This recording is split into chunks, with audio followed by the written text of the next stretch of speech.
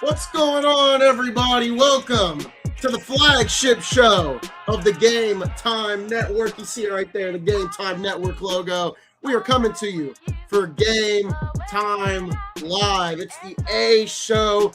If you see that QR code up above Daryl's head right there in the far right corner, there you go. If you scan that QR code, if you're watching on Instagram, Facebook, or X, you can hit that button and it will take you to the YouTube channel. Get yourself subscribed and become a part of the Game Time family. But even if you're watching it in other places as well, you're a part of the Game Time family. We've got a lot to talk about today. My voice is a little gone, but it doesn't matter, man. We're going to still talk about everything that's great in sports. We're going to talk about the Lakers. We're going to talk about the Cowboys. We're going to talk about the Cardinals. We're talking NFL draft, NBA playoffs. We're talking winners and losers. We're talking injuries over there in the NBA because it seems like we're getting an injury every other week. So we are going to talk about it here today. We're starting with the NFL draft and our winners and losers. Daryl, what were your thoughts on the NFL draft, man? We went into this draft like, it's good that we went in with low expectations because then it went over my expectations. The first round was as exciting as it can get. And best of all, the Cowboys got the best player in the entire draft at pick number 11. Hey, listen, I know you're happy, but we've been speaking about Caleb Downs for quite a while, probably 2 years now. That first college football episode we did, that's what you talked about was Caleb Downs. So yeah. And I'm gonna tell you this, man. Seeing him fall to 11, I was surprised a little bit, but also I know there was a medical that they had brought up some questions about his knee, but clearly it didn't scare Jerry Jones away from straightening up one spot to get, in my opinion, the best defensive player in college football last year, right? I know he didn't win the Heisman, all that, got it, but I just think his stage for the NBA. I'm looking at the sheet there. The NFL is here. This is his stage, man. He is primed and he is ready to roll. And I think that dude is going to wreck shop in the NFC for the next 10 plus years. There's going to be a lot of people mad because they didn't pick him. I'm telling you that now. Mr. Coach Ramon Stallings in the building. Ramon, I can't hear you. Okay, he muted himself. No, I can't hear you. Oh, God. Oh, Lord. Technical difficulties at 12:06 a.m. Try to get that right, and we'll just keep it. We were talking about, just start off talking about the draft, and, my favorite player in the draft, Caleb Williams.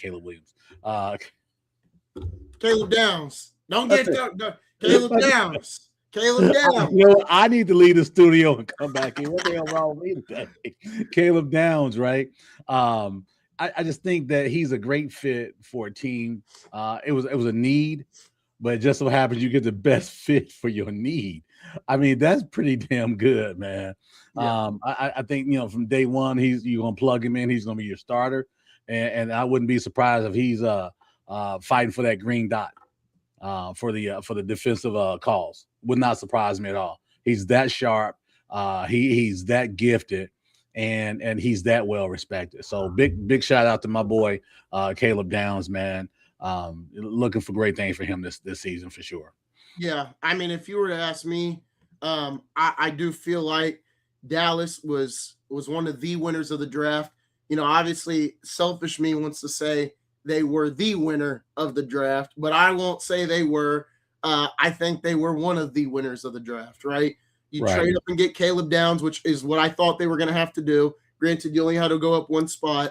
But then you get to the fourth round or the end of the first round. You trade back with Philadelphia, which, I don't like that we traded with Philadelphia, but it is what it is. You get 2 4th-round picks after giving up the 2 5th-round picks to get Caleb Downs. So you get 2 4ths, and you still get the guy from UCF who, in every mock draft I looked at, that's the guy that we were taking. So I only view it as a win for how Dallas performed in the first round. I liked the other picks that we got, but, I'm not going to say like, oh, this guy's going to be a stud, I do think the guys in the first round are going to be great for us. Obviously, I don't need to speak about Caleb Downs. Everybody said, and everybody that got drafted in the first round, I think everyone came to a collective and said, that's a for sure bet, good NFL player at some point. And I agree with it. I've been very hard on Dallas, very, very hard on the Cowboys.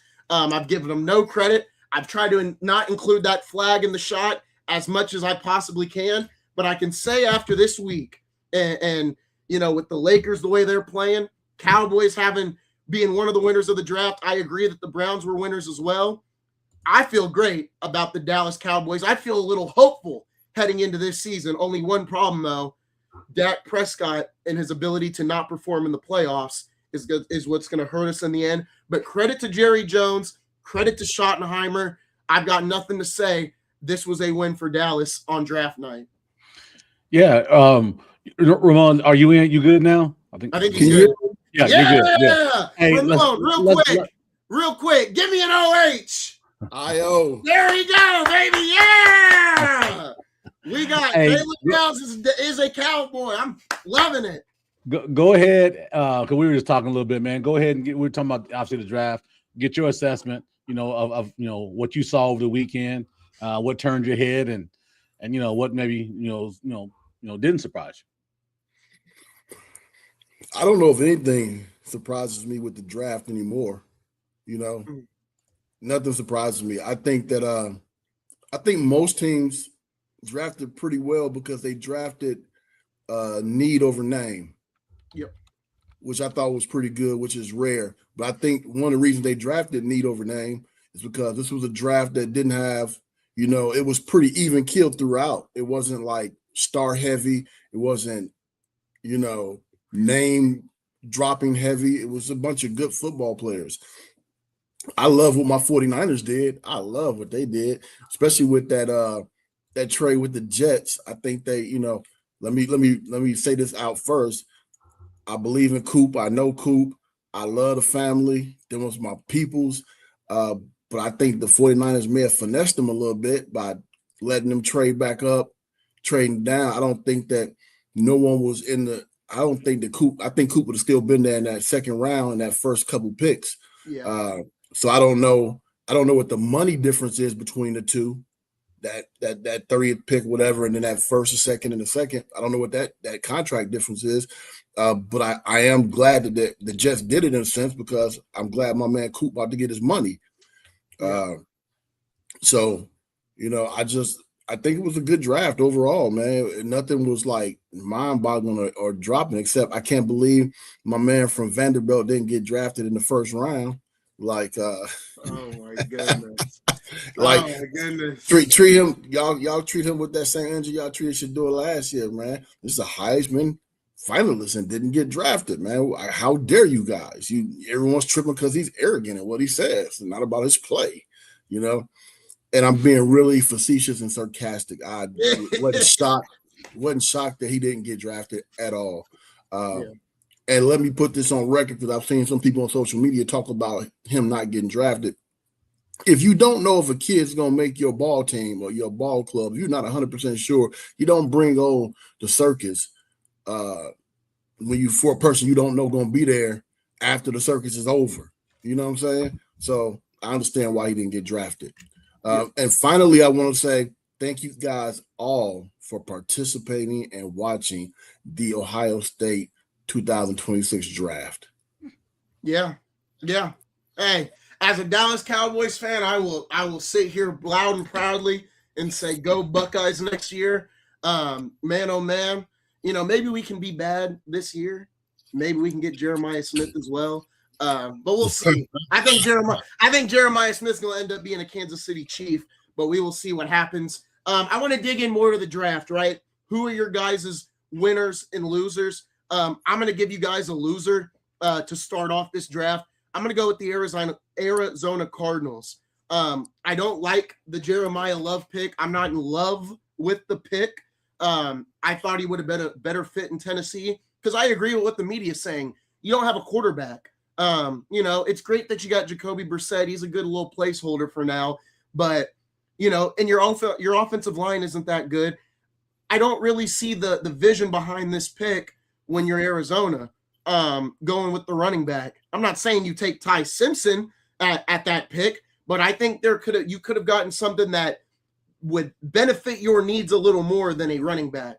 Not saying that Jeremiah Love didn't deserve to go this high. That's not what I'm saying. I think he would have been better for Tennessee. I think he would have been better in New York. He would have been better really anywhere else. Hell, Washington was probably his best fit. But I know it was coming down to Arizona and Tennessee when we were getting into the final hours of the draft. I thought Tennessee would have been the better fit. I was a little surprised that Arizona took him. That's probably my first loser of the draft, just because I mean, man, you don't even have a quarterback yet, and we're gonna draft a running back where feels like you're wasting a year of them already. Well, I wouldn't say it was a waste of a pick, and they don't have a quarterback. You know, in this NFL, it was probably 20 NFL quarterbacks that were solid in their position, right? Jacoby Brissett was, yes, he's a placeholder. You're right. There's nothing extravagant about Jacoby Brissett. But when that board fell that way, I'm thinking the Arizona Cardinals saying we got to get the best guy that we think, because you got to remember everybody's got a different board. And I know the media love to have their big board, but also the media doesn't they don't have to worry about their jobs being lost if they pick a guy that's not right. Right. So I think they looked at this guy as a difference maker. I think they looked at him like a Bijan Robinson. That's how I think they looked at him. I don't know. I haven't talked to anybody in Arizona, right? But yeah. I think that's how they looked at him, because you wouldn't pick number 3 if you didn't think that. Very true. Right. So if you feel like this is your guy, and you're in the spot where you want him, if that's your guy, you take him regardless of where the spot is. And I think that's probably what they did. Now, granted, Arizona has been futile for quite some time from a drafting perspective, right? It looks like unless Marvin Harrison Jr. does something this year, people are going to start using the B word about him. Because again, he has he was the bees, right? When he came out, and he's been very underwhelming to this point. He's got an opportunity to step up this year, I hope, with hopefully a good running game to show what he's about. Because everybody here in Indy, we all love his daddy and love what his dad was about, and we think that's what he can be about. Mm-hmm. But this is going into year 3 now, so let's see what happens. No, yeah, I think you make a good point. Like I said, I'm not, I'm putting him in this category, because it's my personal opinion. I don't necessarily agree with the pick. I think Love will have a really good career, but that's really all I'm saying. I've got other winners and losers, but I kind of want to go around the board. So Daryl, let me chime on this Love pick real quick. Oh, go ahead. That shit was dumb. Interesting. Okay. Like, you don't get an offensive line, so you draft a running back. Yeah. He's talent wise, extremely smart. He's probably the most talented person in the draft. But you ain't got to use them. That's like me going out and buying expensive bullets with no gun. Well, I'm gonna throw them at you. It ain't gonna hurt. Like, dude, like he's going. You may have just shortened this young man's career. It kind of feels like Genty last year. Yeah, like, dude, go get a line, man. Go get somebody. You could have got a good running back, second, third round. They wouldn't have been him. But go get some linemen. Go block. You ain't got a quarterback or offensive line. Yeah. And you got an average defense. Yeah. I mean, could be why they've been futile for the last 15 years, right? I'd be willing to bet you that he was number 1 on their board. Oh man, definitely. I do not argue with you. Really weird, right? To your point, Ramon, you talked about they got one good offensive lineman, I think, that was in the top 30 in the PFF, right, rankings, and then you got 4 guys who weren't, right. Yeah. Somebody saw something somewhere, right? And I hope it works out for him, because again, I think the kid, I saw his story last year, and I didn't know that he, his family didn't admit it, but there's some forms of autism when he was a youngster that came out, right? And I of course, I'm preferential towards that anyway, but I like the fact that he is a good, everything says good kid, great kid, great player. But man, to your point, Ramon, they probably could have got his teammate in the late. They could have got his teammate. They could have got the kid from Indiana. Like, let me make sure I'm clear with this. I think Love is a hell of a ball player. I think honestly he was the most talented player in this draft. The kid can flat out ball, and you don't have anything around him that will make him successful. Not only do you have nothing around him that will make him successful, you got things around him that are probably detrimental to his growth and his lifeline or longevity in the NFL, man. Dude, what are we doing? Yep. No, good take. No, good take on that one for sure. Give me another one. Who do you guys have, a winner or a loser? Who do you got? I can like pull up the draft board too. I like Cleveland, man. Yeah. Cleveland went in. They got linemen. They got the two things they had challenges with, right? We talked about this a week ago. They offensive linemen, receivers, right? Yeah, they still got a question mark at quarterback, a big question. But no matter who your quarterback is, if he doesn't have a line and receivers, you don't know what you got. The running back from Ohio State from last season, you got a nice coming about nucleus, right? Then you've got a top 15 defense, a top 10 defense, a top 10 defense over on the other side. So if they get their quarterback situation taken care of, maybe Cleveland does make some noise this season. And I'm not saying noise as in 12-5 and AFC title game, but I'm talking about just making some noise because, again, it looks like they made an effort this season. And I'm telling you, I'm going to put on record. I hope Deshaun Watson's the quarterback. We'll see what happens, but I think he will give them the best chance to win with the crew they got. And I know you can roll your eye or you won't. Look at their quarterback room. We'll see. Yeah, sure. Begin. I think he may not start the season because of the Achilles from last year. Right, so I'm not saying he is going to start. I said I'd like to see Deshaun Watson give it. He's under contract. I'd like to see him play. Interesting. Is Dillon Gabriel gone since Cleveland drafted Taylor Green? Ramon, what do you think? I don't know. No, I don't know. I think it's dangerous to if you start Deshaun, right? If Deshaun ends up winning that, which I think he will. If Deshaun ends up winning that and you get rid of Dillon and now you got a rookie and you got Shedeur as the backups, you may be in trouble if something happens to Deshaun because he's not really healthy all the time.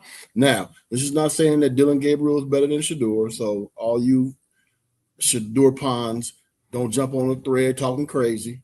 If not, we can log off and handle this like gangsters if y'all want to. But nah, for real, I think that you got to keep a stable of progressing guys because you're still unstable at the quarterback position in Cleveland, like incredibly unstable. All right. So bringing in a rookie, a low round rookie, a rookie that wasn't like eye popping out. You just wanted to grab coming out of college. I don't know. Maybe you keep 4. I don't know.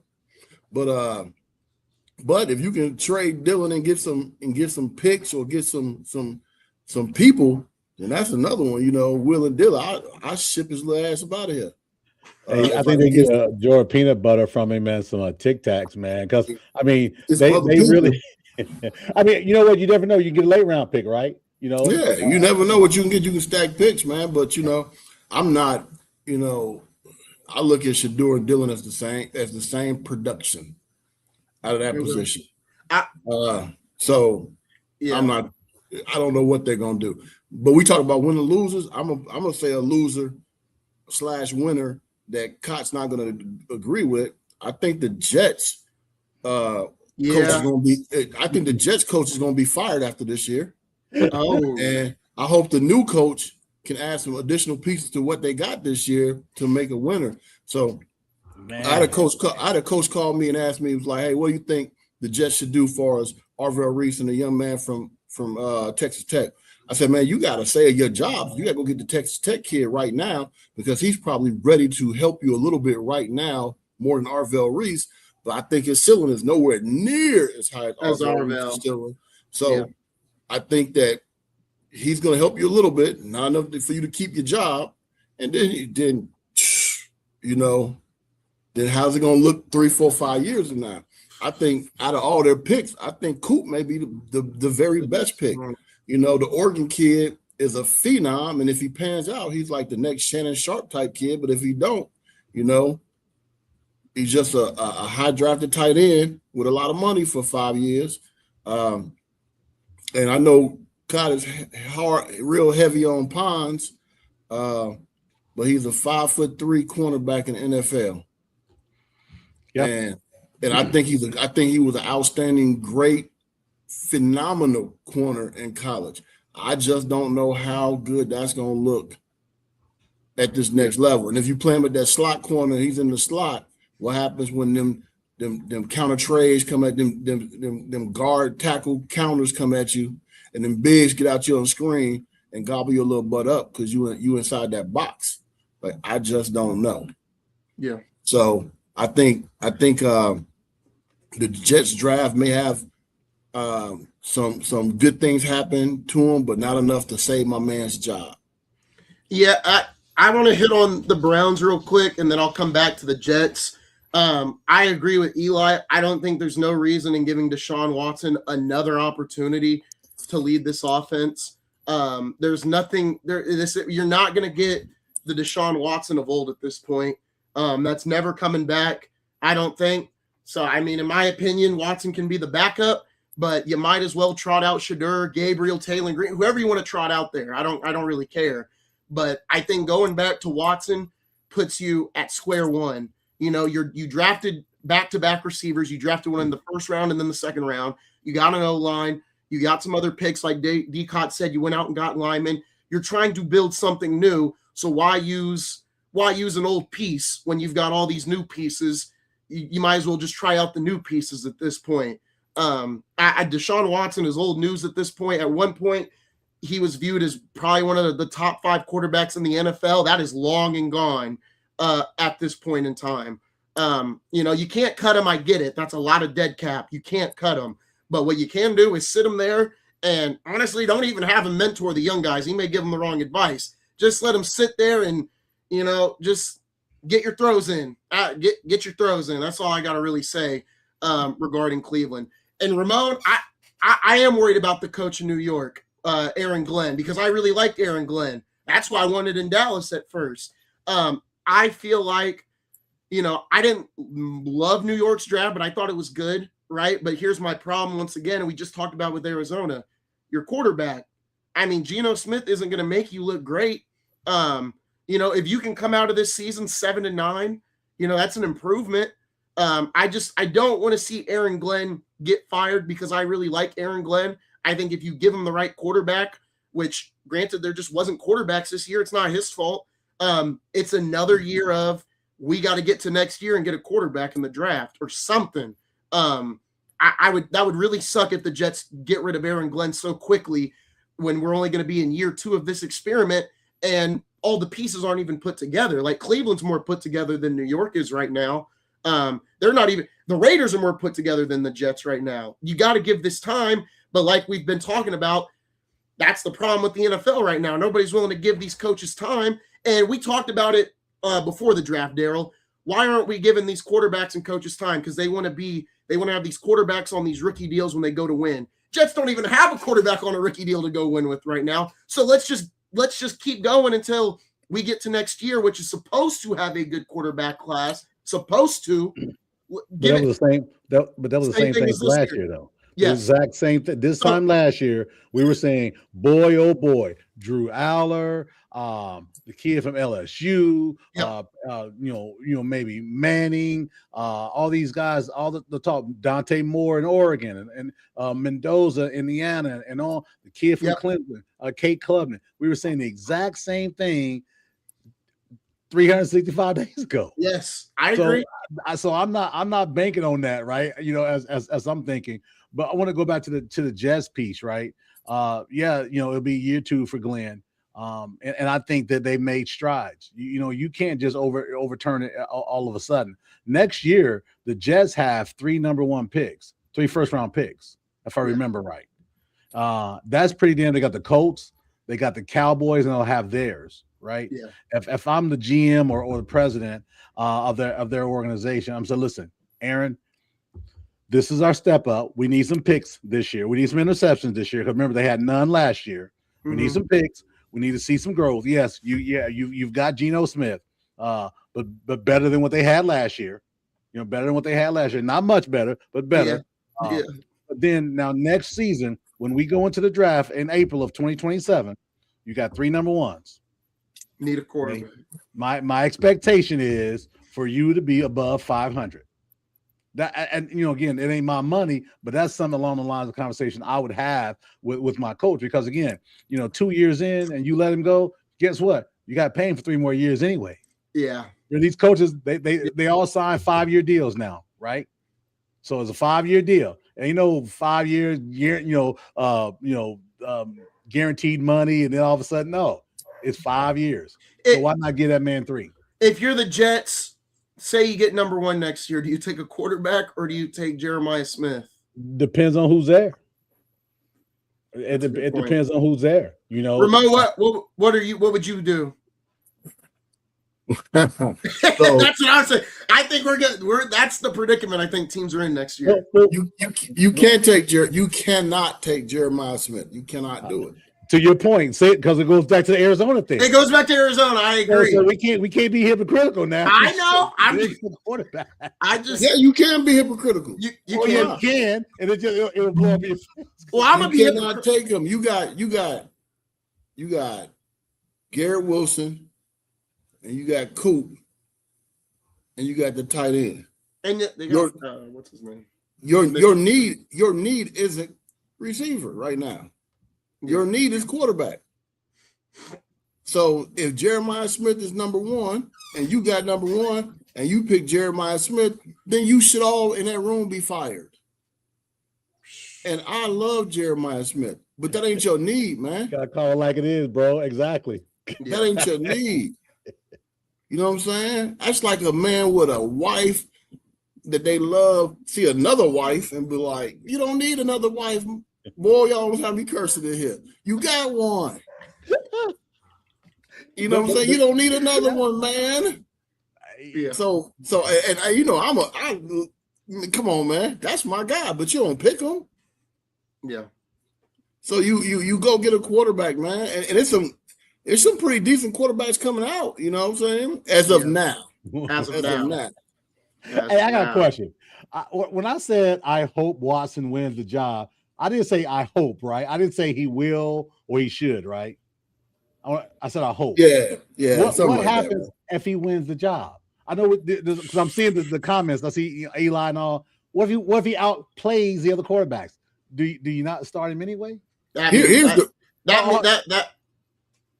the problem. Now, thank you, Cox. You just tied something up for me, man. You draft a quarterback, right? You got four quarterbacks, right? Crowded room. If Watson wins, you trade Shedeur. Yeah, that says something a lot about because you can't have Shedeur on the bench. Right. That's all I'm saying. That's all I'm asking, right? I mean, it commits turmoil. Fans get crazy. Podcasters get crazy. Announcers talk crazy. Trolls get crazy. Don't get the troll. You send Shedeur. You may get a call from Scott Nichols. Knocking on your door. So you know what? You get rid of Shedeur. So now it makes sense when you read the headlines. We're not shopping Gabriel Dillon. Maybe if Watson wins, you can't. Man, you got to send Shedeur somewhere that he can play, so you ain't got to deal with his fans.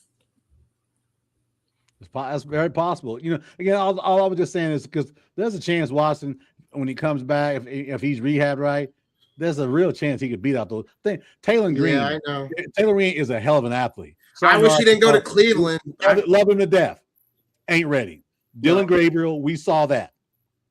Shedeur is a step up from that. But no one was overwhelmed. We keep saying that Shedeur is a step up. The numbers don't say that, man. I don't care about your eyes, man. I'm talking about the numbers. The numbers say they both terrible. Well, I'm not gonna say they're both terrible. I just wouldn't want. That ain't what the numbers say. I'm a nice guy, man. I'm the guy who I'm reserved. I don't share how I really feel like you two. You also a vegan too, so that's some BS. No, I'm a Presbyterian. So you ain't a nice guy. There's a difference. I will say it out loud. I think Shedeur should win. I think Shedeur will win the job. Okay, so here's what we'll do, right? Let's just bet some jelly beans, right? Just jelly beans. I think Watson's going to win the job. I think Shedeur. Okay, Ramon, who you got winning? I'm not betting on Cleveland because they do dumb stuff. Yeah, Dylan All right, Gabriel. so listen, Dylan Gabriel may start. 10 jelly beans. And is my bet I out want to there. go on record. I think they all should lose. I don't think none of them are good. I think Someone's gonna win it though. So yeah, someone's gonna win it. They gotta win it. Eli, But who do you think's gonna win? We'll see what he puts in the chat. I think Deshaun Watson's gonna win. Yeah. Hey, I know we love Shador, but if we close our eyes and just look at the Corey got numbers, Shador. if you just look at the numbers, he's not really productive. Yeah. One of my other winners, which people are calling them losers, is the Giants. And I know Giants fans are mad that they didn't take Caleb Downs. Thank you, by the way. I appreciate it. But I think the Giants are winners. Arvell Reese has a high ceiling, like Ramon said. Honestly, I thought Arvell Reese should have been the pick for the Jets. I like the Arvell Reese pick. I know the offensive tackle from Miami is he coming off of surgery or something? I think that's why Giants fans were mad or something like that they picked him. I don't know if either of you guys know that for sure.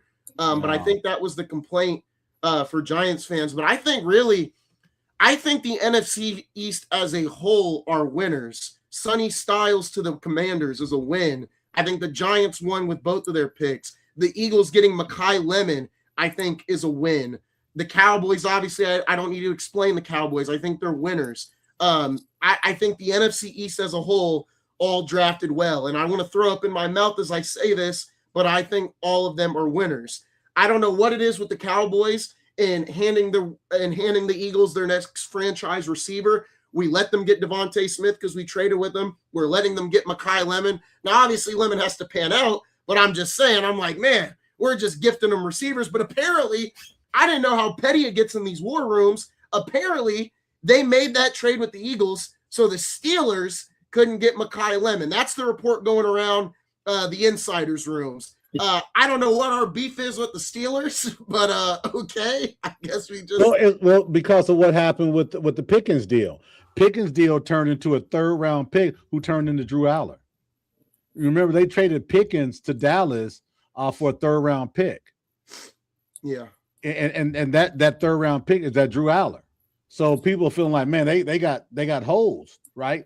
Because of what Pickens was able to do in Dallas, right? Again, remember, but Dallas and Pittsburgh has been a rivalry for the last 50 years. This isn't all of a sudden, right? And that's a lot of people were surprised that Pittsburgh traded to Dallas Pickens.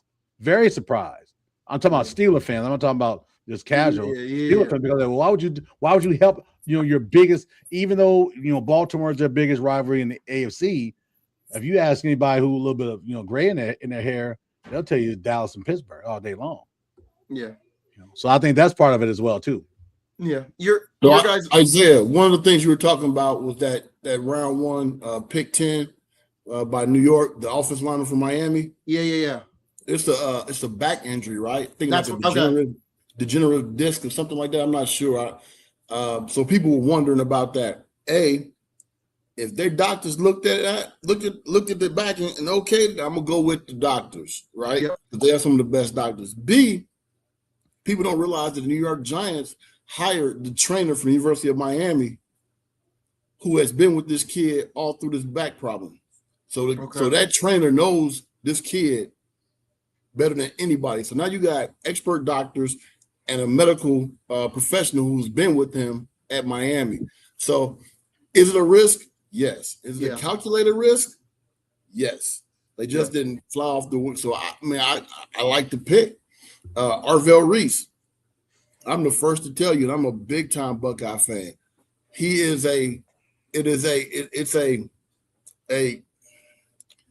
If he succeeds, you're looking at the next kid is going to be just like your boy who walked out of Dallas and went to Green Bay.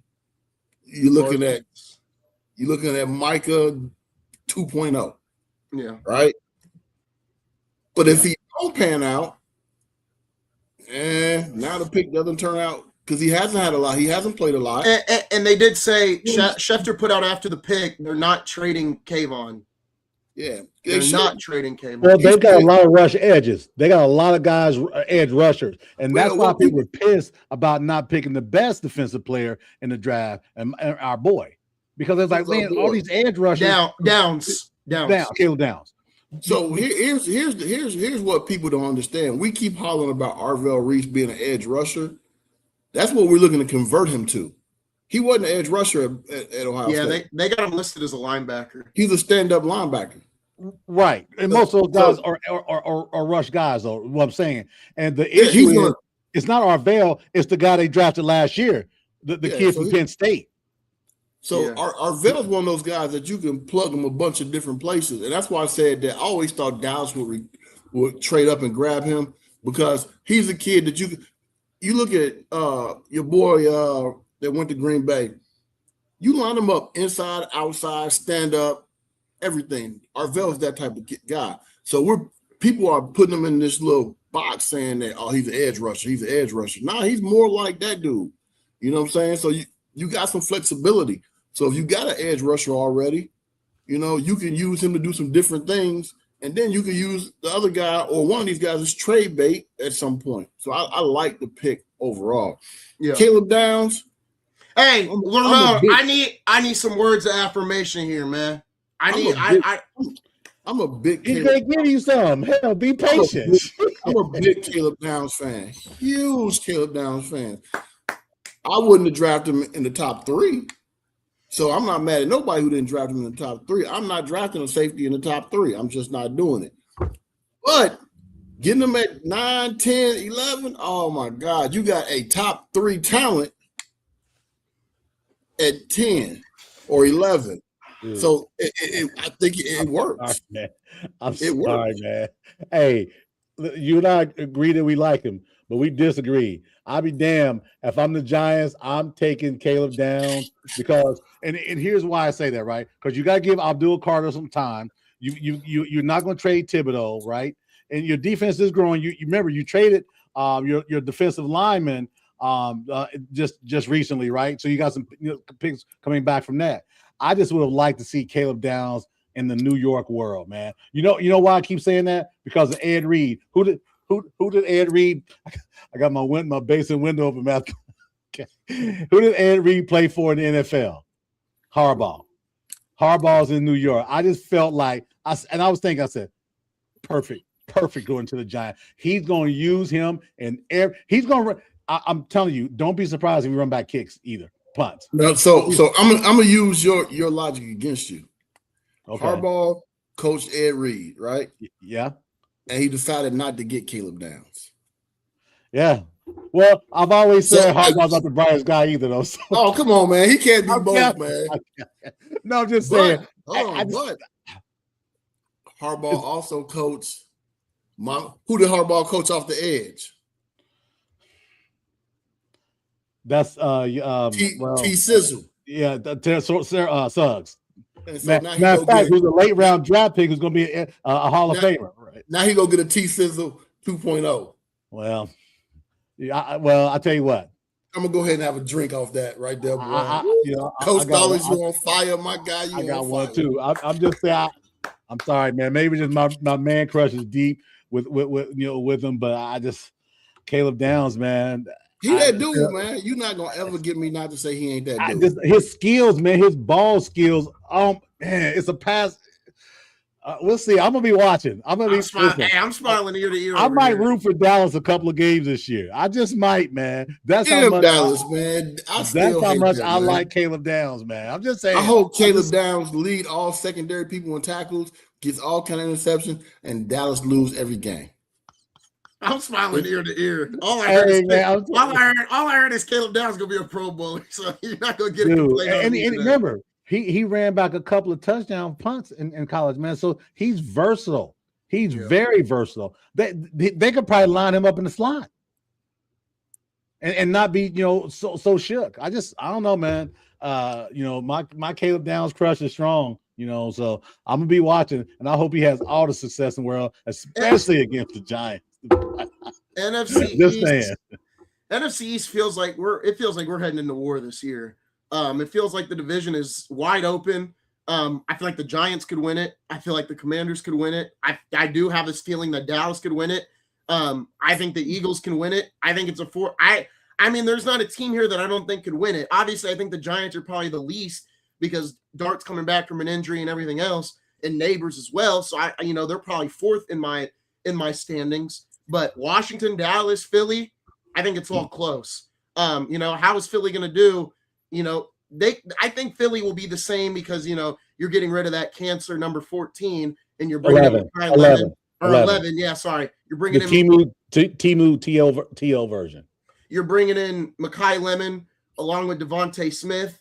We'll see how Jalen Hurts does this season as well. I like the Sonny Styles pick for the Commanders as much as I don't want to say that, but like I said, I got the NFC East, all 4 teams I think are winners. Fellas, let's get to the most controversial pick of the night. Everyone's back and forth on this pick. Dan Orlovsky was celebrating it. Other people weren't celebrating it. Ty Simpson, pick number 13 to the LA Rams. Before me and Daryl did a draft show an hour before, I said Steelers, I said Cardinals, and I think I said the Jets.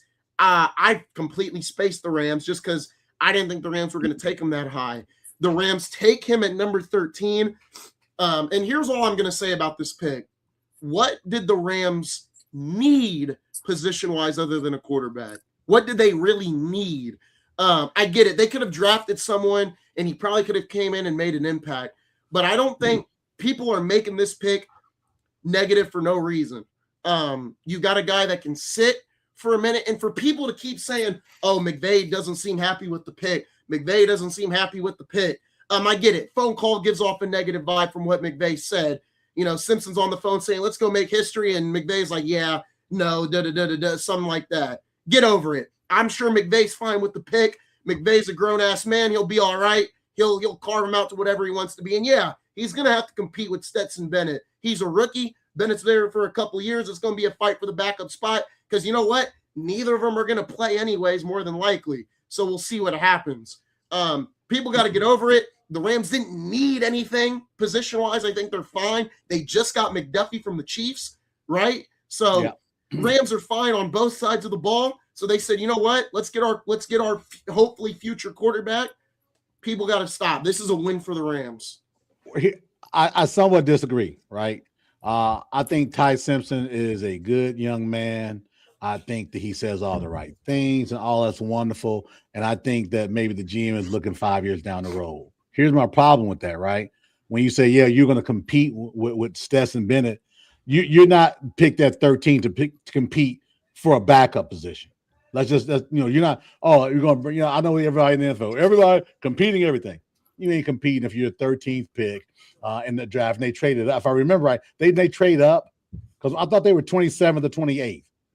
No, they had that pick from the Falcons. So okay, that's what it was. That's what it was. So they didn't trade up. But the thing is, you picked 13th in the NFL, first round pick. Yeah, he's not going to play this year because you got your quarterback, the MVP. But it tells me that maybe the quarterback said, hey, this is my last. His body has been breaking down since he was in Detroit. And he said, remember Isaiah, you and I and Ramon, we were on the show, and we said, will he even start out the season? Yeah, remember because he didn't play no preseason. He didn't in pads the whole preseason, right? And he turns out and he has an MVP type of year. Could it be that he said, "This is my swan song," and could that have driven some of that behavior? Oftentimes, we are prognosticators, but we don't know what goes on behind the scenes, and that wouldn't surprise me if something went on like, "Hey, this is it for me, guys. So I'm going to give it one more shot," or something like that. But again, I don't know that I would have taken Ty Simpson at 13. I would have maybe tried to trade down in that high teens because he wouldn't have lasted past 21, in my opinion. Because I think Pittsburgh would have jumped on him at 21. But I don't think 13 for Ty Simpson at this stage. I probably wouldn't have done it. And I'm an Alabama guy. I don't agree with him getting picked that high either. I'm just saying I think people are blowing the pick out of proportion because I don't know what the Rams really needed. You were one game away from going to the Super Bowl. I get it. There's obviously other stuff they could have drafted, but it's like I don't think it's like this horrid pick that everyone's saying it is either. I get it. He probably should. I don't agree. He shouldn't have gone 13. But it's like I don't think nobody should be fired right now for it. But if it don't pan out, maybe somebody should be fired. I do think with the way McVay was acting, I'm like, I don't know why. It does seem, but I'm not going to take. Though. How can you be surprised? That's what I don't agree with. I don't think is he maybe not happy with the pick? Sure, but that's bad for a coach to look though. I mean, you're in the it is a bad look. You're in the real room. What are you thinking? Simpson's like, let's go make history, and then he's like, yeah, no, we'll see you. I'm like, I was like, a little bit, but here's my thought.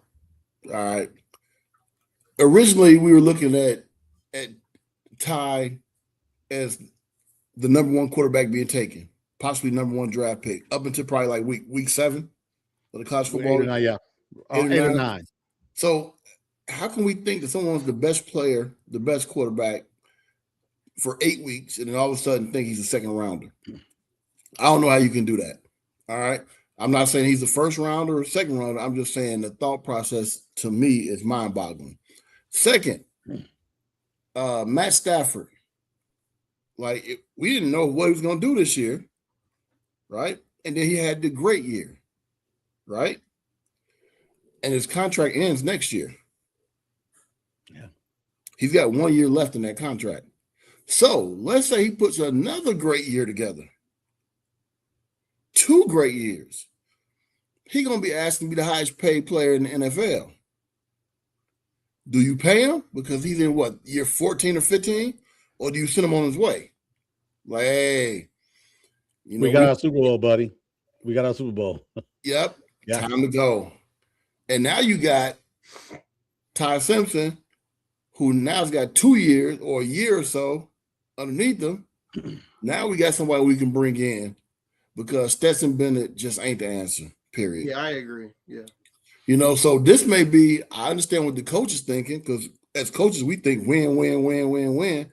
Right now. As executives, we think they're thinking, or administrators, because I wear both hats, we're thinking, what's 2 years going to look like? What 3 years going to look like? What 5 years going to look like? What 10 years going to look like? Matt Stafford is probably going to have another good year. And then you're going to have to decide. As of today, they're still negotiating or wondering if we're going to extend his contract. But they ain't extended it yet.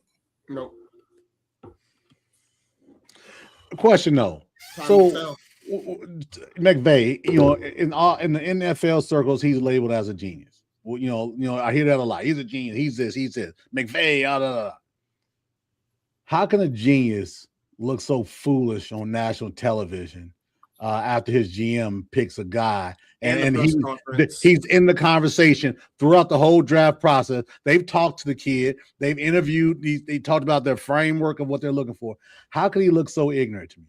That's what got me, right? I agree. And I'm not a Rams fan one way or the other. He just looked foolish. And then he doubles down. This is Matt Stafford's team. No shit, Sherlock. Yeah, no and shit. then we know it's Matt Stafford's. It just seemed like he was really being defiant. Yes, in a certain way. And again, I'm like, I don't get that. You're a genius, but and to say they didn't tell you about it. Maybe the GM said, "Hold on, listen, we know you're a genius. We know you're the smartest guy in the room, but we're gonna surprise you with the pick. Don't worry, we're gonna surprise you." That's what it felt like. He's like, and like I said, he may not. We could be just drumming it up, right? Because that's what the media does. I get it. But when you got this guy on the phone, because the Rams post the phone call, which I don't know why they chose to do that. But when you post that phone call, Simpson's on the phone crying, saying, "Let's go make history, coach." Da da da da da. And McVay goes, "Yeah, no." And then he's like, "Yeah, whatever." Da da da da da. And then you get to the press conference and you hear, "Well, he's got to compete with Stetson." What? And then I just saw today. I didn't even realize this. Garoppolo's still on the roster, and apparently he would be the backup, the pseudo backup. I guess because he's going to retire. I heard that. Yeah, that's what came out today too. So I agree. I'm not saying I'm gonna hate McVay for this or whatever. I'm just saying it's a bad look on McVay, regardless of if that's how he really feels, because he could not feel that way. He could just be, RBF. He could just, that's all it could have been. So I'm not really. I'm not gonna take it that much into consideration, but it's just. That's a bad look. That's a real bad look. But I like the move by the Rams because look how Jordan Love is right now. He's not great, but he is a really good quarterback. Man, I think that he knew that they was gonna take him. Yeah. They told him he's being a brat and showed his little ass on TV. Mad because he ain't had a final say so. So do you remember, Isaiah? You probably won't remember this. You're way too young. I had to get that young thing in at least one time today.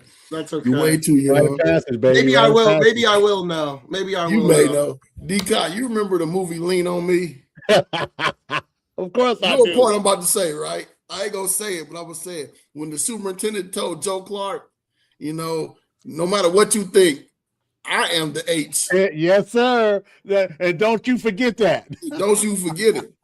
I am in charge. You might be the principal. You might be the principal. But I'm still calling the shots. And But remember, Joe Clark looked at him. Joe Clark like, now let's go have some lunch. That's what they told. I've had this conversation with our coaches before. Some of my coaches at the places I coach, I'm an administrator at. Yeah, this is your program. This is my department. And I'm going to make this final call. When we have a disagreement, and I think it's big, it's going to go my way, because I got to report to people higher than me. I got to look at the overall health, success of the programs and the longevity of the programs. Long-term health. Yeah, and the longevity. Not just today. Yep. Him and Matt are boys. That's the thing. They're boys, and that's why he said, this is Matt Stafford's team, pounding his fist on the desk. Somebody impressed with that, man? Because he probably know that these cats ain't about to sign Matt for Matt, you're not about to make, this ain't Dallas, man. That was his way of saying that, though. Man, was saying, Matt, I got you. You're still my guy. It was, to me, it was a bad look for Magenius. And I use the term genius loosely. I agree. I don't think it was a good look for him. Anywhere else you guys want to hit on the draft before we go to the playoffs? I want to hear one thing. And I said it when they moved up to pick him, San Francisco, Deshaun Stribling. I said to somebody last week, I felt he was the best receiver in the draft. That dude is a game breaker. Him and Concepcion are really, really fast guys, right? But I just felt like he played in an NFL type offense. He's going to another genius in San Francisco, right?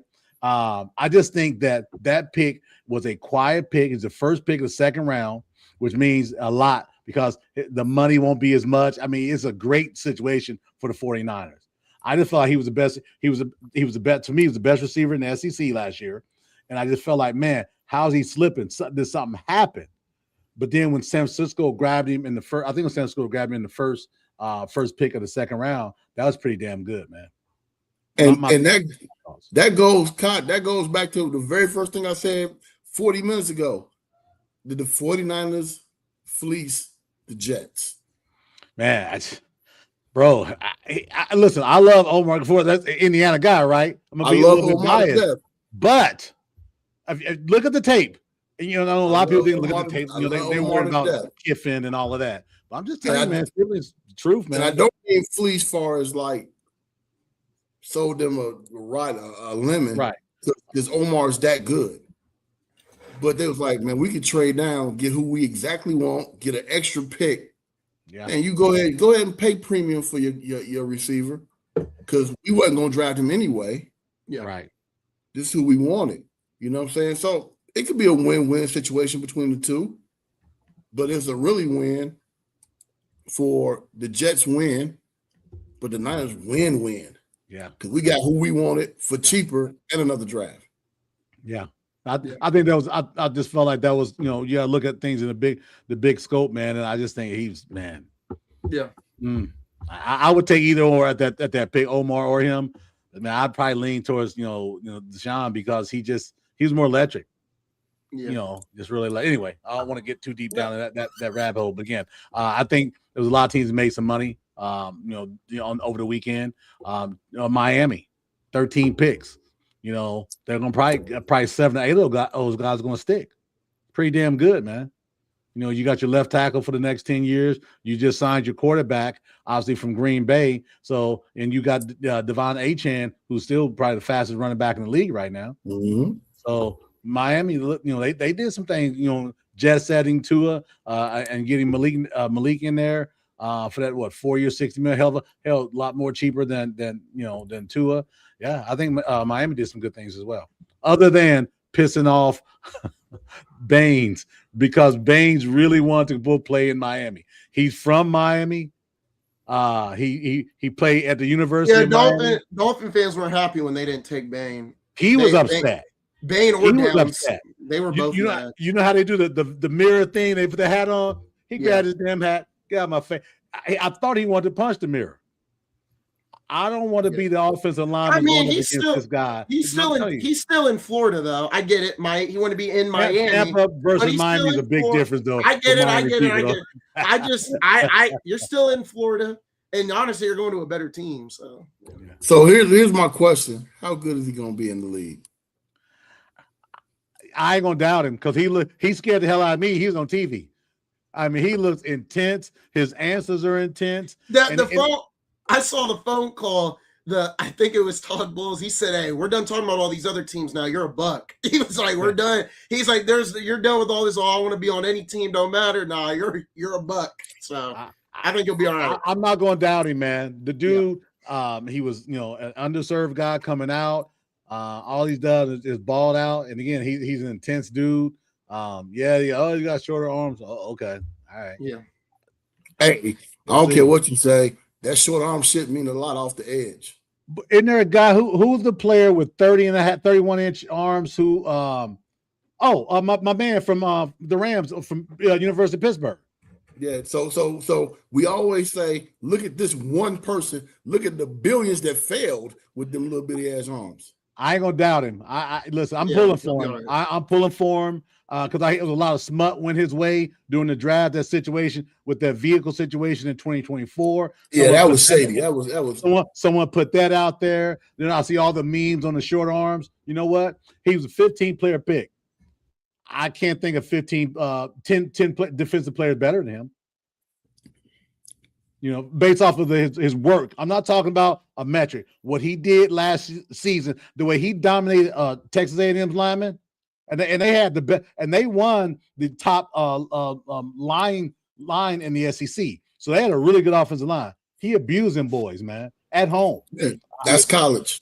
Now you narrow all these guys down, and you put the best of the best in the Western. All we can go on is what he did, though. So, what we can go on is that traditionally across the world, short arms don't work off the edge. Well, we could talk a lot about traditions because a lot of traditions about the quarterback position too that are kind of going away. Short arms don't never work. Okay, all right, okay. I'm pulling for him. Pulling for him is one thing. Knowing that, like, I'm looking like, I pull for them, but it's gonna be. I'm not betting.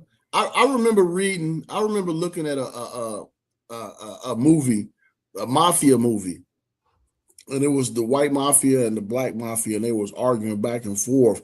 And someone made a comment about people always betting on the long shot instead of the short shot. Like, he's the long shot. I'm not saying I'm betting on him. I'm pulling for him. No, I'm not saying you betting on him. I'm saying that, I understand why people strayed away from him because he's gonna be a long shot. I remember when I was coaching AAU, I had a kid, a guard, a 6 foot even white 2 guard. Excuse my French. We took him down to Northern Illinois, and he didn't miss a shot for 2 hours. Lit him up, and the coach told me, "Hey, if I offer him a scholarship, being a 6'1", 2 guard, non-black, and it doesn't pan out, I'm going to get fired because typically they don't pan out." Crazy. Isaiah, nuts. Yeah, crazy. But now, what happened with him? The kid went to JUCO and played his butt off. Nice. But he had issues against long people. Hey, I'm curious. What did you? I didn't sleep. What did you guys think of? You, man. No. You're not letting me get. Hold on. I was gonna ask what you guys think about the Colts. What you guys think about the Colts? Oh,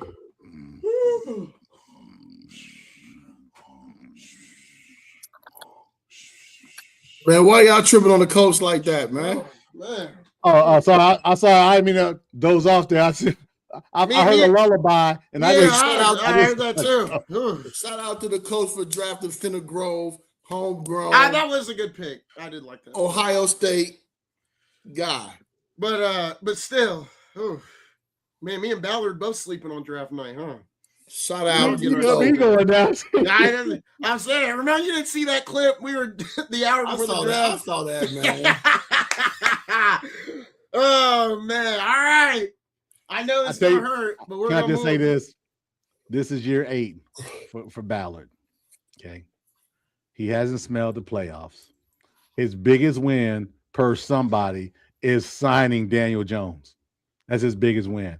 I ain't got nothing else to say about the Colts, man. Yep. Nothing. We're gonna move over to the NBA. We're gonna move over to the playoffs. That's where we're heading next. So I'll give you guys the floor. Where do you guys want to go? Well, hold on. I'll tell you why I don't want to go. Where you? We have to clap because that was a good football series. I had to get the applause. Now we can go. Football segment. Ramon, where do you not want to go? I don't want to. You don't want to go. You don't want to go where? You don't want to go. Where don't you want to go? I know I want to go.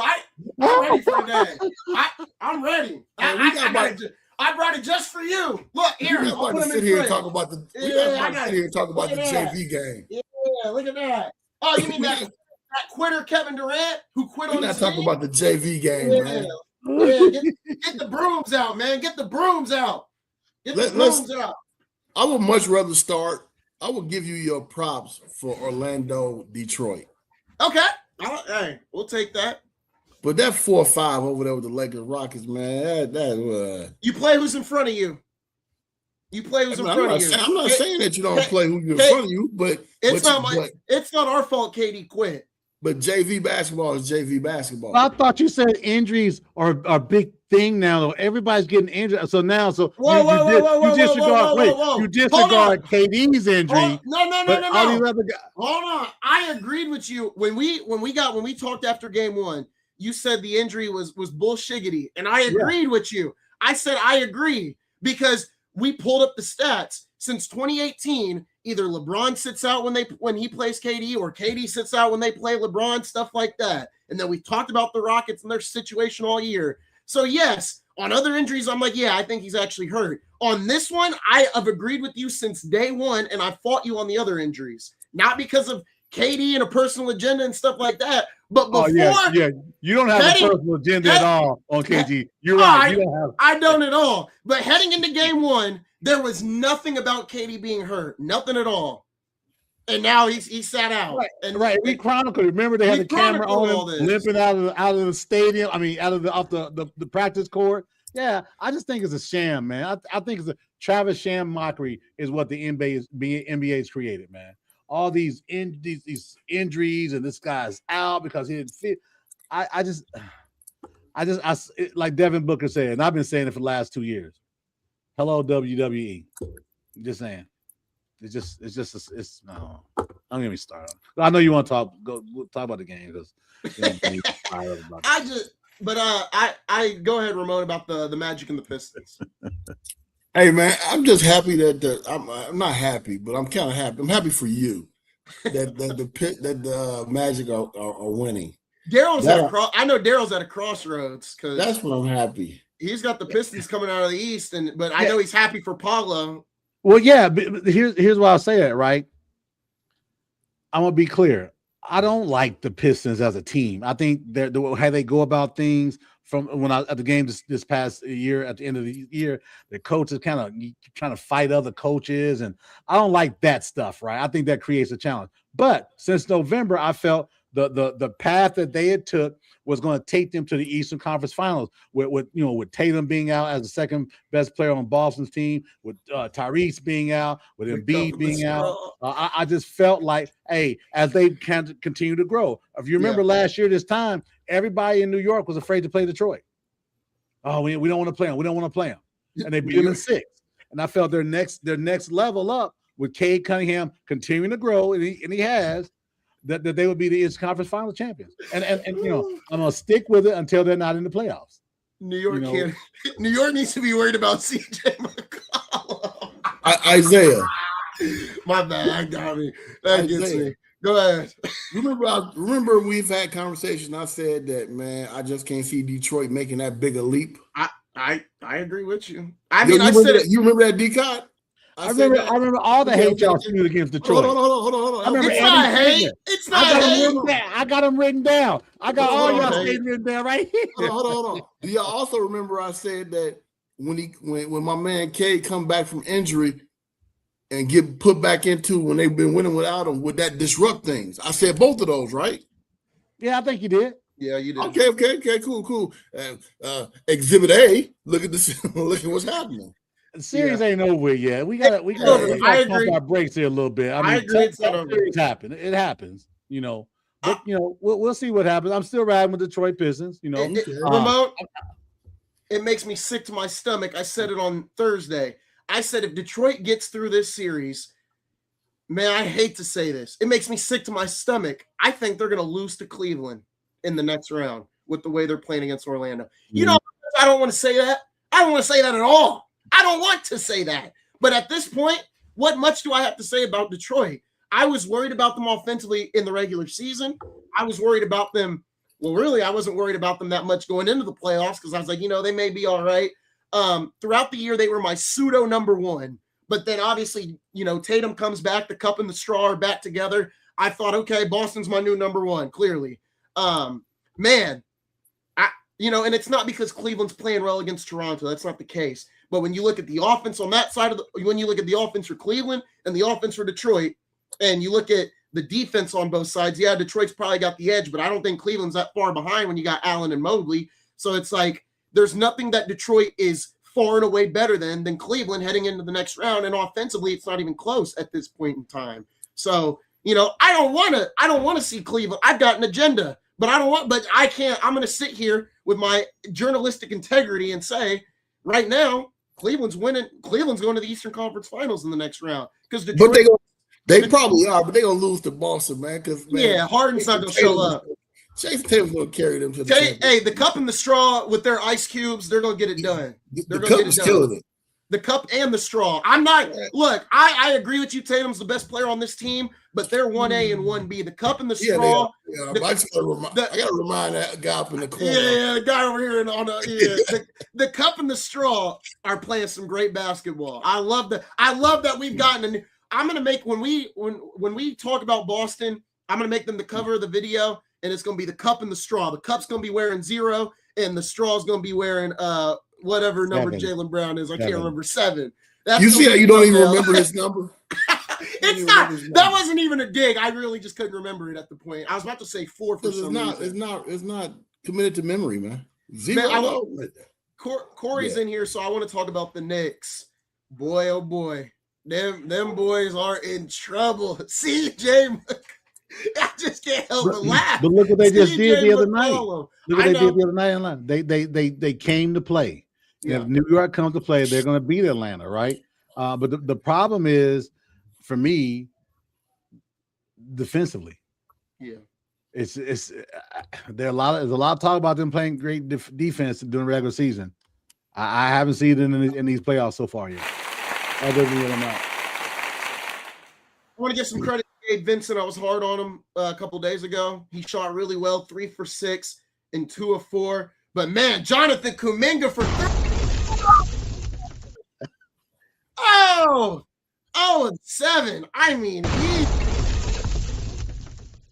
of 7 for Jonathan Kuminga, 3 of 10. I mean, he was just. I mean, we're building houses in Atlanta. We're building the next club in Atlanta off those missed shots. As long as they got lemon pepper wings, I think everybody be okay with that. Man, speak on it. Oh my goodness, nice. But let me ask you this, right? So 6 points. Oof. After game 3, Atlanta goes up 2-1, right? And everybody's putting dirt on the Knicks. They're done. Then they turn around, they blow them out the next game, right? And I just think this. You had your chance again, like we talked about. You don't give up any game. You had your chance to put your foot on their throats and go at them, and you laid an egg at home. And granted, there's only like 500 fans there for Atlanta fans. The rest of them were Knicks fans anyway. But still, with that said, you got to put your foot on their throat, and they didn't do that. And that was our opportunity to go up 3-1, and they didn't. And I wouldn't be surprised if the Knicks close them out in the next 2 games. Yeah, Karl-Anthony Towns, 20 points, 10 rebounds, 10 assists. OG Anunoby, 22 and 10. Josh Hart, 10, 9 and 3. We talked about Dyson Daniels a couple of days ago, Daryl. Didn't shoot, but that's just not his role. But 6, 9, and 6, 2 steals, not horrible. But yeah, like I said, I gotta see more from Kuminga. But 10 points, an inefficient 10 points. You got 10 points out of Gabe Vincent on 14 minutes, which isn't horrible.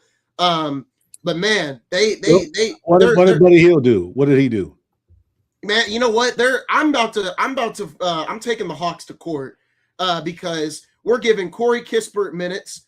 We're giving Zachary Richelet minutes. We're giving, I don't even know who this is. I think Keaton Wallace, I think. We're giving him 4 minutes. We're giving Newell 4 minutes. We can't give my guy Buddy Hield 5 minutes to get a quick 3 off the screen. OVER for Buddy Hield. Game 6, Tony Bradley, 4 points, 5 rebounds on 7 minutes. I'm glad Tony Bradley got to see the floor. But you're telling me Buddy Hield can't get 5 minutes out there against the Knicks? You telling me he can't get it? You telling me he can't get a shot, but we're letting Corey Kispert get 7 shot attempts? We're letting they played 1, 2, 3, 4, 5, 6, 7. We played 12 guys in the playoffs. This is the playoffs. We're playing 12 guys. Hey. 5 of them shouldn't even be playing. But Buddy Hield can't get in. More importantly, the cat. Cat. The guy who everybody calls the Zesty and all these things. Tell me his stats again. What did he put up in game 4? 20, 10, and 10. Okay. Yeah. What a bum. What did he put up again? I would hate to have him as a player on my team. 20, 10, and 10. Shooting 60%.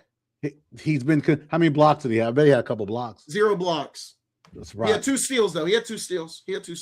I'll take him. I mean, I know, Corey, I know you're on. I'll take your trash all day long, man. I'll take it, all his quote-unquote zestness as well, too. Yeah, I agree with this, though. Good Lord. Baller, man. Hey, he fouls too much. He does. You know what? Everyone's talking about this. I'll take him. Everyone's talking about this on social media, how the Bridges trade may be worse than the Paul George trade. And you know what? I disagree because the Brooklyn Nets aren't ever going to make a good draft pick, so it's not that bad of a trade. I know Bridges is playing horrible right now, but when you look at who the Brooklyn Nets drafted last year, for a guy who didn't score, though, man, I know at least Paul George was a viable player. It's not that bad in hindsight, and I'm only saying that because it's not as bad as the PG trade because Brooklyn's not going to draft no one good with those picks, man. I mean, they botched 4 number 1s this year. I mean, we don't got to worry about Brooklyn. Come on. We don't got to worry about Brooklyn. They can. Hey, when you're right, it's coming from somebody who talk about Washington all the time, man. Adam Silver can put Brooklyn in the new Euro League that he's making, apparently. Right along with the Wizards. Give the Wizards some credit. They're trying. Let's talk about. So check this out.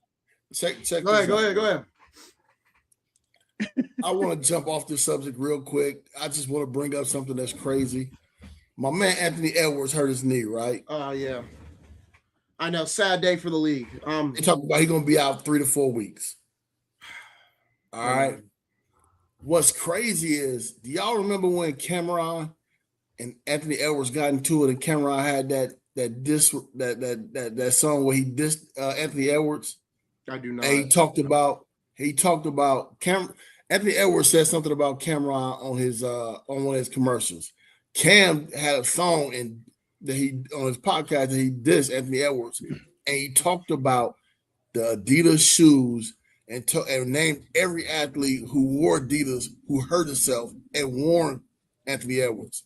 Man, if that ain't just like foreshadowing, forecasting, whatever, it's crazy.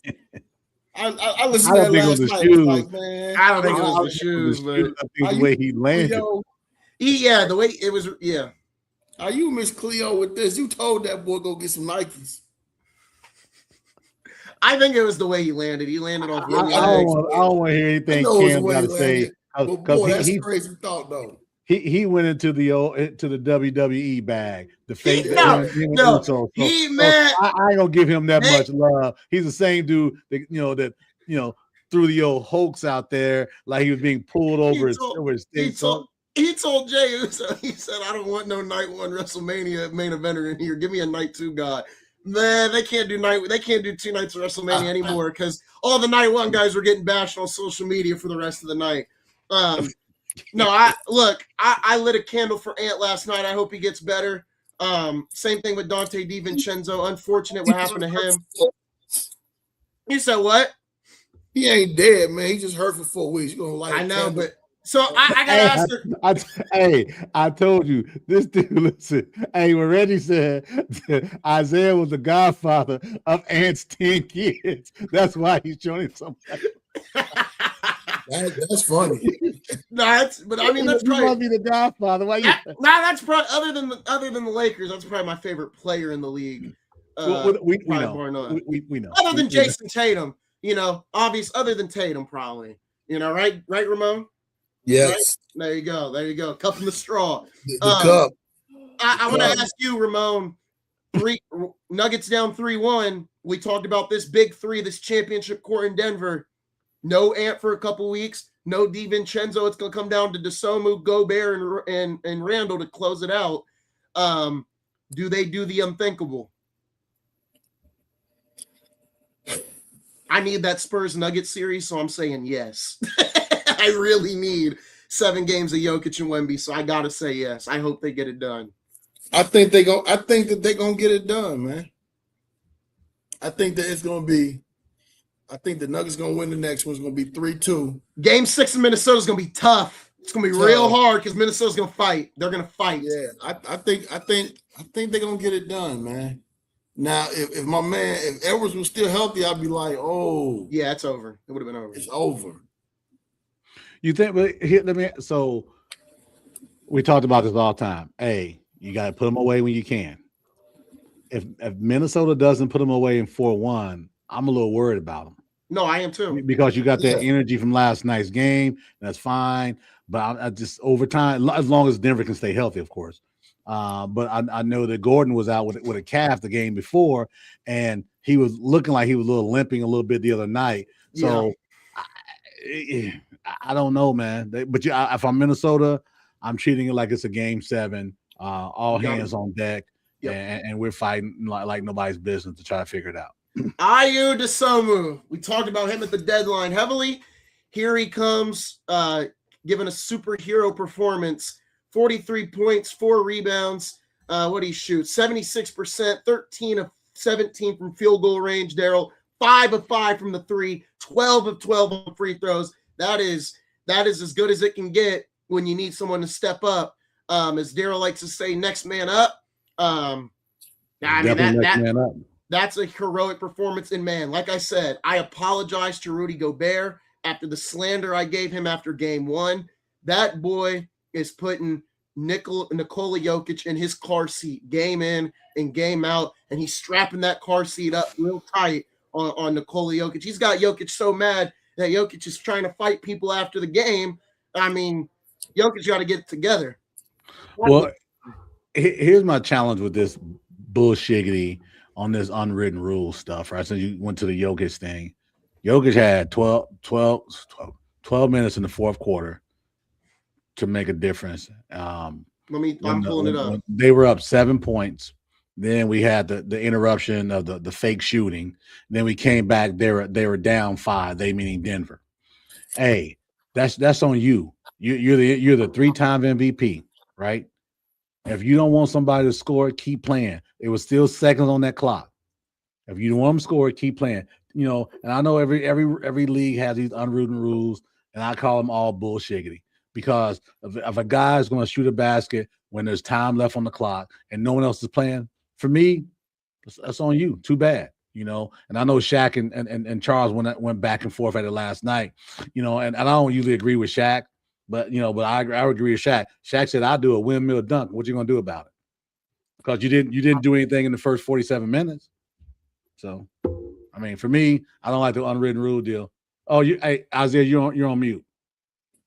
Or you may unpull your plug. I said when I'm on Madden, I run the score up in the fourth quarter, you know. You said it just right, Isaiah. That's some Madden shit. The game over. I love it. Let the clock run down and go to your locker room. You know, the game is over. I couldn't stop you earlier. You were scoring that wheel earlier. Cool. Game's over. Your 2 points don't mean shit. It ain't gonna help you win more. You don't get an extra point by winning by 20 or 22 or whatever. You might in today's world. You might take your ass back to the huddle and to the game. Man, dude. Hey, you don't know what DraftKings had to say about that. All I'm saying is this. I don't like DraftKings either. I do, so especially if the San Antonio Lakers come through. And here's another thing. If you're going to take that shot with 0 seconds left, understand what's about to happen because this ain't new. Yeah, that's true. This ain't new. So if I'm a ball player, because I'm that type of person in all life, when I make a decision, I know what the ramifications behind that decision is going to bring. Yep. So if I know if I'm winning by X amount of points, it's 6 seconds. Ain't nobody, their 5 people who ain't coming down court, and my 4 people ain't coming down court either. All 9, my team has quit too. Everybody has stopped playing except for me. So expect when I hit that layup, somebody gonna run up on me, want to put them hands on me. Because not only did they 5 stop, but the people in the concession stand stop selling popcorn. Nobody's selling beer. The commentators ain't talking no more. Your team stopped going. Your coach didn't unloosen this tie. He ain't coaching no more. Ain't nobody doing shit but you. So you know what? The fans is coming. Jay McDaniels. As a coach, all I've heard is you play till the whistle. Man, dude, stop it. Play till the whistle. Well, maybe I'm wrong. I just know that I've heard play till the whistle. I've said it myself. So play till the whistle. So guess what? I would award him for continuing to play. If I'm his coach, I'm gonna give him the game ball. Okay, cool. You gonna give him the game ball? Are you gonna chastise the other 4 of your players who didn't play to the whistle? No, of course. If I'm gonna give him the, hey man, let's go to the Lakers, man. Let me check. I'm gonna answer my question.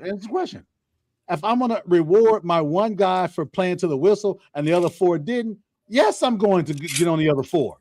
You dang all right, because that's what leadership does. I also think Jay McDaniels doesn't really care either. And you talk. I mean, what 3 blanks exactly? I don't think Jay McDaniels cares. I mean, he remember Jay McDaniels said none of them play defense. Jay McDaniels, he called them soft. He said they're all soft and they don't play defense. They're not a threat. So he don't give 3 blanks anyway. Yeah. I'm definitely give him a game ball though, for sure. Maybe give him a bonus if I could give him a bonus for that game. Nuggets got to wake up. I mean, Jokic. I think Jokic is in his feelings a little bit. Now I get it.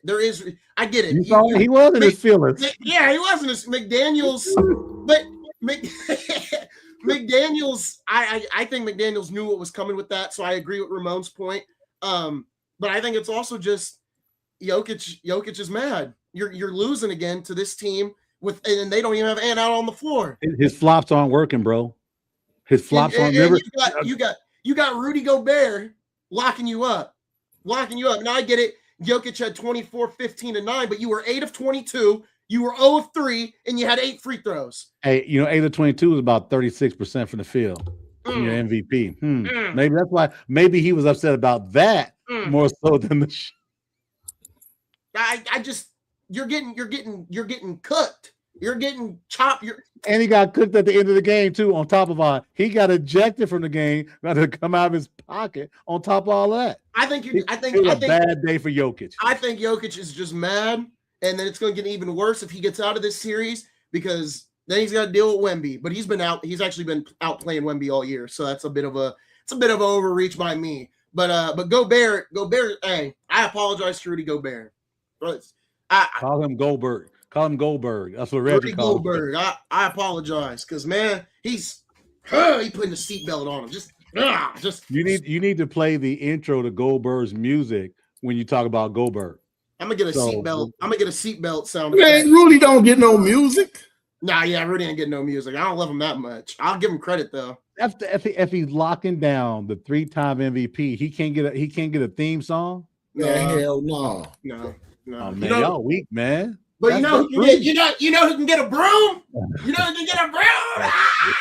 You know who can get a broom though? That's all I know, man. I know somebody getting them brooms tonight, and even if we don't, it's a gentleman's sweep. We're gonna say how do you do? Here's a game, and then we're gonna go back to Staples, and we're gonna get him out of there because KD's such a quitter.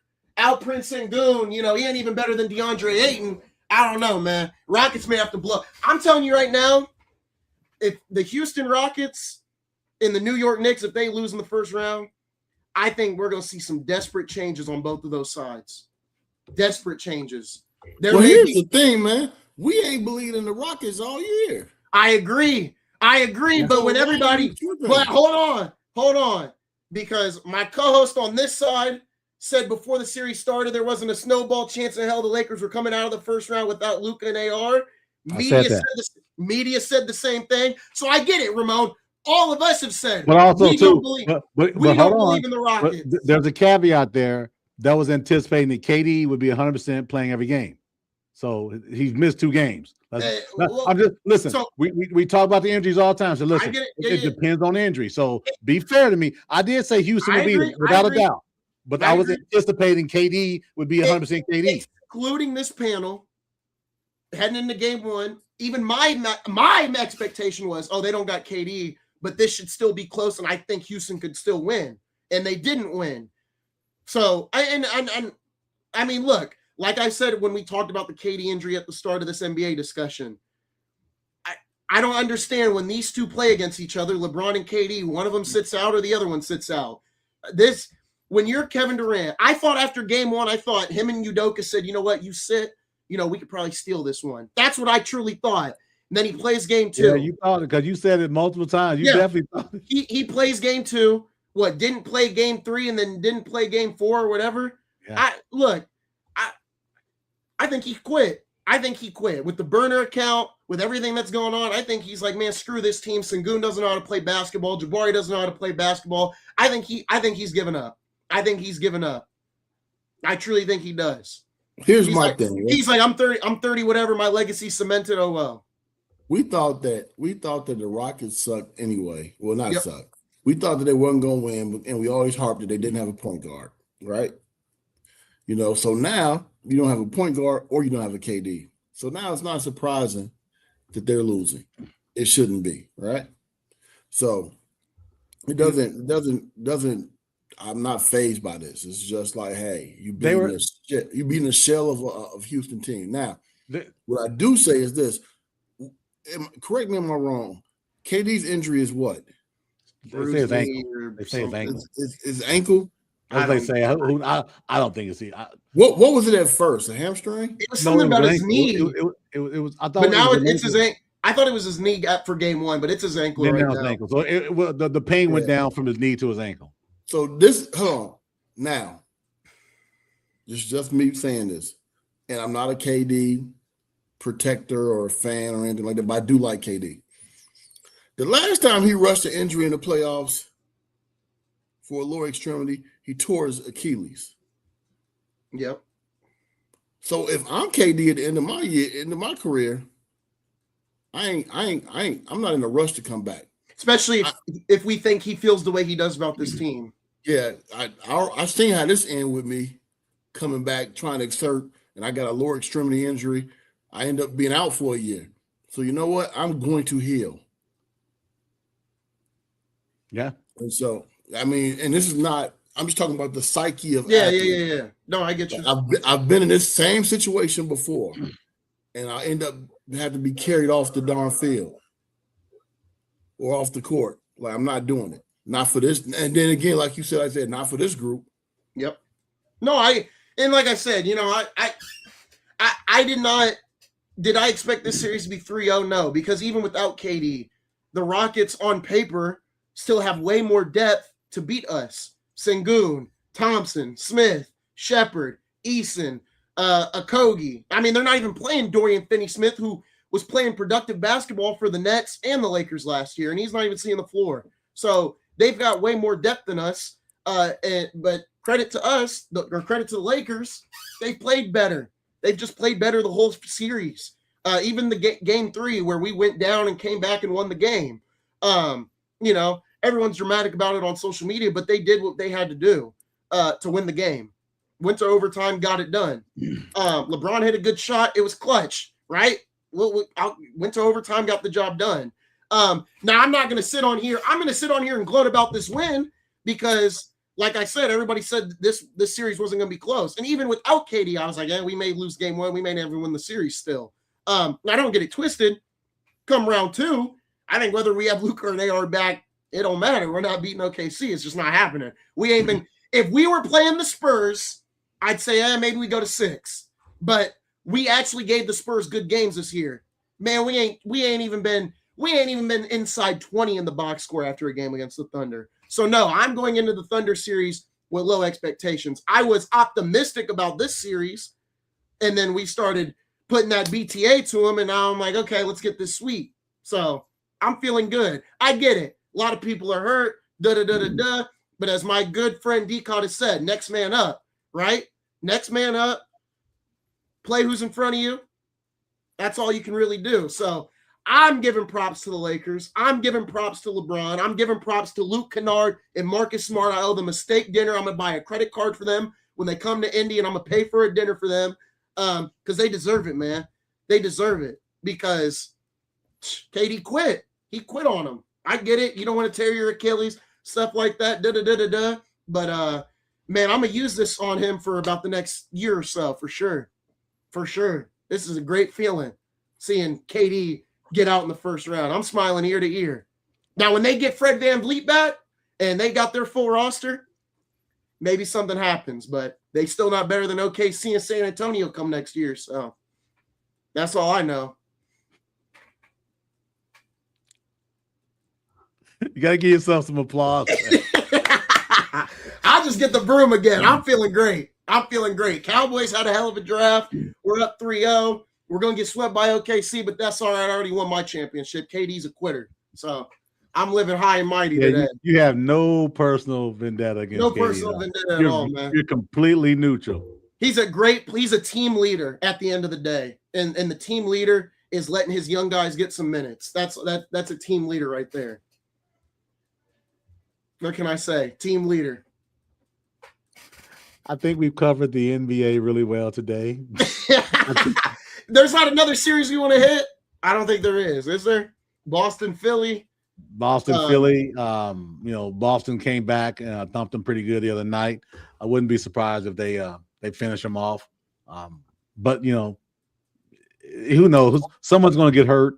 Something's going to happen. It's going to tweak the game a little bit. You just never know. But still, I think with Boston doing what they're doing, man, you got to be a fool to say they're not going to come out of the East. But I'm a stick with my Pistons until they're out. But Boston's look really damn good. So yeah. I'll say Boston looks good, but I'm sticking with the boys from Motown. Ramon, any series you want to hit on? Nah, man. OKC looks like the cream of the crop, man. Yeah. They look just better than everybody else. No, take that back. Boston looks as good as they do. Yeah. Because Jason Tatum is doing something spectacular over there off of an injury. He's holding that franchise together. So sure. Spurs Blazers. Is there any worry that the Blazers may tie this series up today? Yeah, Wemby's out. Wemby's out. Yeah. Wemby's out, right? Yeah. They said he may not be good. They said he may be out for game 5 too, so we'll see. They got a chance. Man. Are the Spurs going to get rid of De'Aaron Fox with the way Dylan Harper's playing this offseason? This is his last year of his deal, right? No, I thought they paid him. I think they paid him. The Spurs, I think, just paid him. Deal. Well, you can't. Well, you gotta have a suitor. Yeah, you gotta have a suitor for him. So the Nets. The Nets. You keep talking about the Nets, man. He signed a 4-year, $229 million maximum contract extension with the Spurs in August of 25. He ain't going anywhere. Yeah. He ain't going anywhere. Yeah. Dylan Harper's just going to be 50, six man. $53 million a year. No. Dylan Harper's going to have to be the six man for a little while. But that's fine. He'll be good in that role. I mean, if he can be the six man, play 28, 29, 30 minutes, that's good. That'd be okay. Yeah. Fox can go home to Houston. I don't think they were going to get rid of Van Vliet, but we'll see. Offseason should be interesting. Playoffs going to continue to roll on. Should be an interesting series. Things are going to get interesting as we continue to roll on. But folks, that is going to do it. Do we got any other sports or tidbits that we want to hit? I watched a little WNBA yesterday. It was great to watch the games in crisp 4K and not in 480p on a random network. Good to see them on Amazon, NBC. Good to see them all over the place and not on these random cable channels. So props to the WNBA. We'll be watching that this year as well. So ABS is a big thing in baseball, man. I'm gonna find some time to have some dialogue about it because it's becoming a bigger and bigger deal as the season. I mean, granted, they're only 40 games into the season, and it's already made a lot of heads turn nationally and also for the big name players as well. So there's a lot of conversation to be had about ABS and baseball. I definitely want to hit on that a little bit. Not today, but as we go forward. Ramon, any other sport you want to hit? Yeah, I just want to send a shout out to Gary, Indiana, man. I just saw the Michael movie, man, and it was great. Awesome. So that probably wasn't a sport. It wasn't sports, but I'm going to see it. Hey, Indiana, man. Indiana. I'm going to see it next week. I can't wait. Oh, man, you're going to enjoy it, man. I can't wait. It'll be out on Fire Stick in a couple of weeks. I'll be out. Man, look at the old bootleg ass decon, man. Man, there's nothing like the movie theaters. Listen, I can't remember the last time I went to a $100 popcorn and drink. You got to enjoy it. You got to enjoy it. Yeah, tell me about that part, and I'll let you know. Oh man! All right, folks. Well, that is going to do it. Make sure to check out all the other content we've got on the channel. We've been putting out content day in, day out, and we're going to keep it rolling. Big thank you to our sponsors, Matt Gaddis, Wired to the Nines, and Bigsy's Sports Grill. Daryl, I was going to ask on Tuesday, the three of us should head over to Bigsy's, hang out on Tuesday. If you guys have anything going on. I won't. Well, that's my night before I go into the knife. So you can't eat. Yeah, I gotta get my rest. If you want to do something Monday, that's fine. But I got work.